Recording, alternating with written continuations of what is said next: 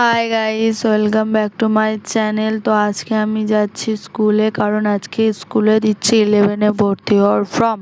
তো আমি ড্রেস পরে রেডি হয়ে গেছি।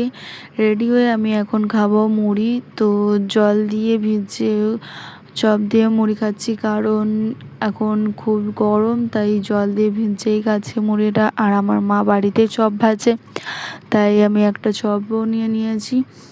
তো মুড়িটা তাড়াহুড়ো করে খাচ্ছিলাম, কারণ আমার দেরি হয়ে গেছিলো স্কুলে যাওয়ার জন্য।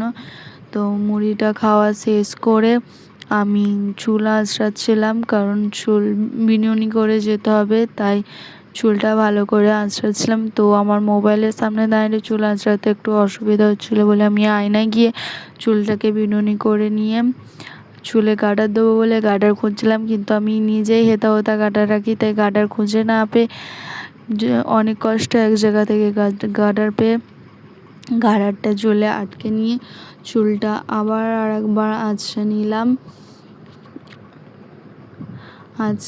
আঁচড়ে নেওয়ার কারণ নিচেটা একটু কেমন হয়ে থাকে বিনুনি করার পর, তাই নিচেটা আঁচড়ে নিলে একটু ভালো দেখায়।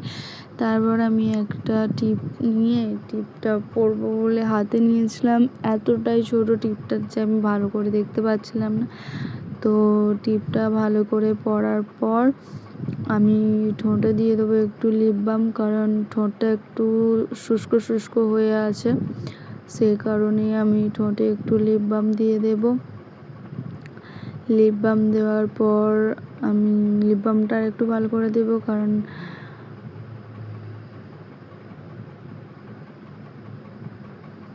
সো গাইস, আমি ready. Well, thank you for watching.